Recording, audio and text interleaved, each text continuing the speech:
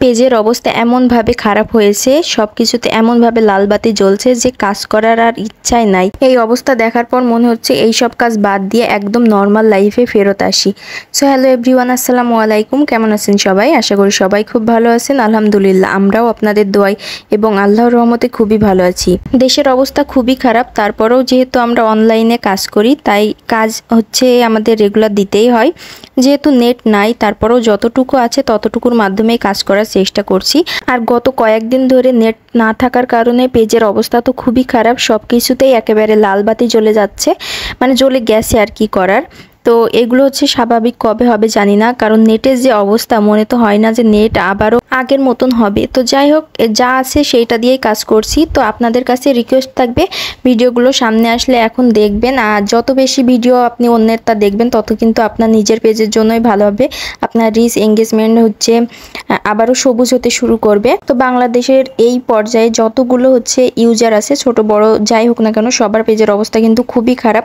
তো সবাই যদি সবার ভিডিওগুলো দেখে তাহলে আবারও কিন্তু সবার পেজগুলো খুব সুন্দরভাবে গ্রো করতে শুরু করবে। তো সবার কাছে রিকোয়েস্ট থাকবে যার ভিডিও সামনে আসবে তার ভিডিও দেখবেন, সুন্দর হচ্ছে গঠনমূলক কমেন্ট করবেন, আর হচ্ছে এভাবে কিন্তু আবারও পেজের অবস্থাটা ভালো করা যাবে। তো আপনারা সবাই হচ্ছে সবার ভিডিও দেখবেন। তো এখন কিছু মানুষ বলতে পারেন যে দেশের অবস্থা এত খারাপ, এত রসাতলে যাচ্ছে দেশটা, আর আপনারা আছেন আপনাদের ভিডিও নিয়ে। তো তাদের উদ্দেশ্যে বলবো সবকিছুই তার নিজের গতিতে চলতে থাকে, কোনো কিছুই কিন্তু কারোর জন্য পড়ে থাকে না।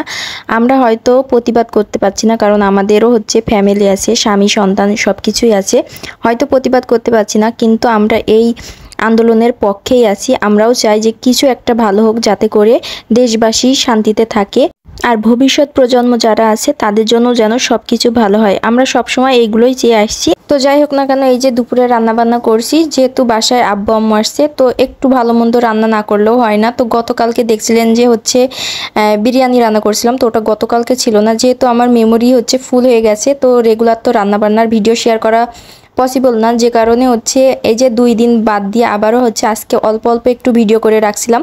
তো আজকে দুপুরে রান্নায় ছিল বেগুন ভাজি, তারপর ডিমের কোরমা, গরুর মাংস, হচ্ছে একটু পোলাও করেছিলাম। তো এইগুলাই ছিল। তো অল্প অল্প একটু একটু করে হচ্ছে ভিডিও করে রাখছিলাম, তো সেইগুলোই আপনাদের সাথে শেয়ার করছি এখন। তো এখন ভালো মন্দ রান্না করা দেখে হয়তো অনেকে বলতে পারেন যে দেশের অবস্থা এরকম, আর আপনারা ভালো মন্দ রান্না করে কিভাবে খাচ্ছেন। তো ভালো মন্দ রান্না করে না খেয়েও পাচ্ছি না, কারণ বাসায় যেহেতু আব্বু আম্মু আসছে, তারা তো আর সবসময় আমাদের বাসায় আসে না। আর এমন একটা সময় আসছে যে সময়টা সত্যিই অনেক, মানে দেশটা অনেক খারাপ পজিশনে আছে। তো যাই হোক না কেন, তারপরে আমরা তো তাদেরকে আর খারাপ খাওয়াতে পারি না, যেহেতু তারা মেয়ে জামাই বাড়ি আসছে, তাই তাদের জন্য একটু ভালো মন্দ রান্না করছি, দেশের অবস্থা যাই হোক না কেন। তো তরকারিগুলো রান্না কমপ্লিট, আর এই যে এখানে পোলাওটাও বসিয়ে দিলাম। তো আজকের ভিডিওটাও এই পর্যন্ত ছিল। কেমন লাগলো অবশ্যই কমেন্ট করে জানাবেন। ভালো লাগলে লাইক কমেন্ট শেয়ার করতে ভুলবেন না। যারা হচ্ছে আমার পেজে নতুন, অবশ্যই পেজটা ফলো দিয়ে রাখবেন, আর যারা ইউটিউব চ্যানেল থেকে দেখছেন তারাও চ্যানেলটা সবাই সাবস্ক্রাইব করে রাখবেন। সবাই ভালো থাকবেন, আল্লাহ হাফেজ।